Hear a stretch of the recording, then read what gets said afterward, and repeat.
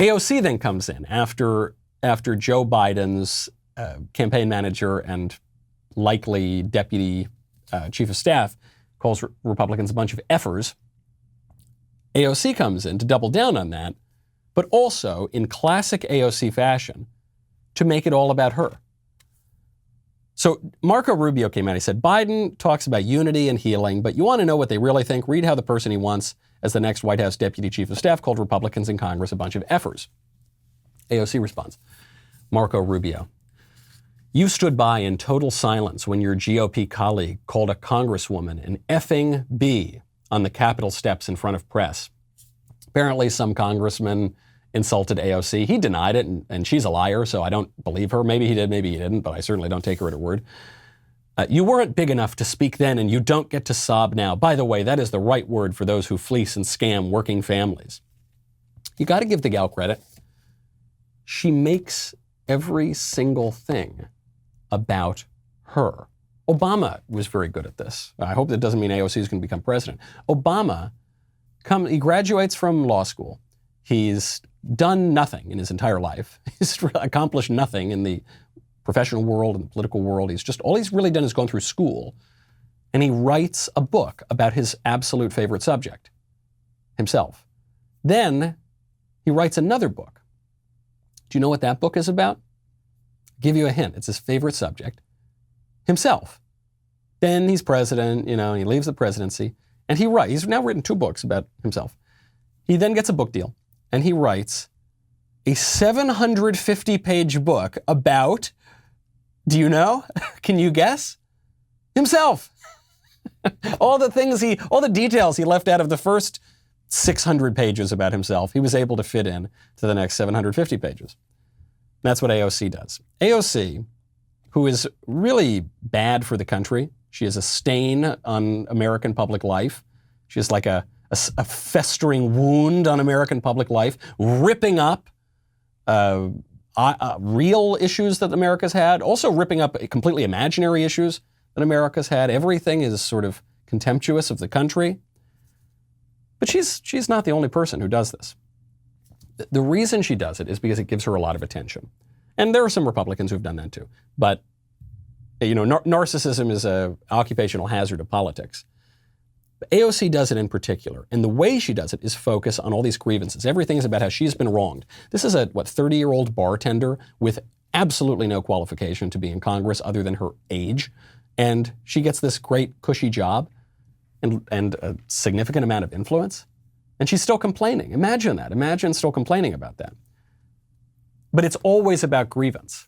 And so, for instance, if Biden does become president, he's now going to appoint a Native American cabinet secretary, Representative Debbie Haaland, to lead the Department of the Interior. Okay, that's fine. I don't know anything about Deb Haaland. Maybe she's fine. Probably she's not if she's going to be a Biden pick, but that's fine. They're not talking about her qualifications to lead this department. They're not talking about her experience to lead this department. They're talking about how she's Native American and how this is historic. Because, we've never had Native Americans in the government or anything. Except that we've actually already had not just a Native American cabinet secretary, we've had a Native American vice president. And we had him as vice president 91 years ago. The 31st vice president of the United States, 1929 to 1933. First person of color, to use the popular phrase, and first Native American to be vice president, Charles Curtis under Herbert Hoover. Was a Republican. By the way, it's not like he was 1/32nd Native American or something. The guy had membership in a Native American nation. The guy looked extremely Native American. He did it. If you're interested in that sort of historic breakthrough, he did it. He was the guy who did it. Completely written out of history. Because the left controls the history books. And so you're not going to hear about that guy. Maybe occasionally on some conservative talk show or in a conservative book, you'll hear a mention of it. You won't hear it anywhere else. They did this with Pete Buttigieg. Pete Buttigieg is going to be the head of the Department of Transportation. Why? Does Pete Buttigieg know anything about transportation? No, probably not. Doesn't matter. It's historic. Pete Buttigieg, according to the media, he's the first openly gay cabinet secretary, except he's not. We just had the first openly gay cabinet secretary. His name was Rick Grinnell under Donald Trump.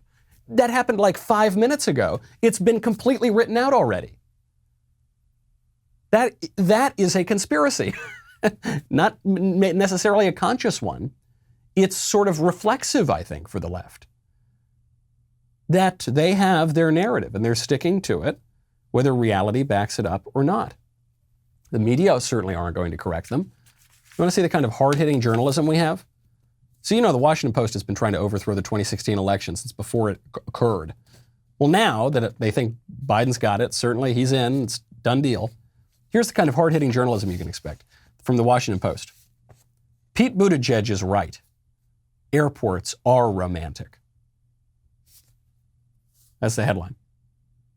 I'm not going to read this article. I see no reason to read this article. I did once get pretty romantic with my TSA agent going up the right leg. At least I felt it was romantic. I don't know if he felt that way as well. Historic. It was an historic airport security line. You're not going to get any kind of serious journalism here, okay? And you're not going to get it on big tech either. Kareem Abdul-Jabbar. Kareem Abdul, he was the basketball star, and then he was in Airplane. That's really where I enjoyed his work. Kareem Abdul-Jabbar is now saying that big tech should censor conservatives and even people who aren't woke, just kind of run-of-the-mill liberals. He says they need to do it because the conservatives are tweeting irrational and harmful opinions to millions. And what's funny, his reasoning here is many Americans imbue stars with political and social intelligence they just don't have. It doesn't help to be surrounded by fawning people whose job it is to agree with everything you say. And, it's irresponsible, and then they've got to be censored. Says Kareem Abdul-Jabbar, a basketball player, a very famous basketball player, and guy who was in some movies. And specifically, he was saying that John Voight should be kicked off big tech, and James Woods should as well. Two of the only outspoken conservatives in all of Hollywood. Those guys are going to come after you too. It is not conspiracy theory thinking to say that we need to be skeptical of these established institutions, the government institutions, and even the institutions outside of the government. The only conspiracy theory is that those institutions are not political. That is truly a crazy conspiracy theory.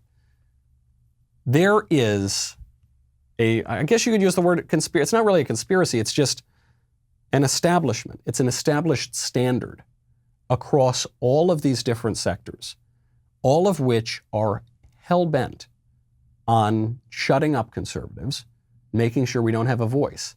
You're not going to get that unity and healing, assuming Joe Biden gets it January 20th. You are going to get a vindictive response, revenge. And if conservatives don't prepare for that now, and if we're not prepared to fight on every front of that, not just the governmental front, but also in commercial life, also in educational life, also in technology. If you're not prepared to fight on all those fronts, we don't stand a chance.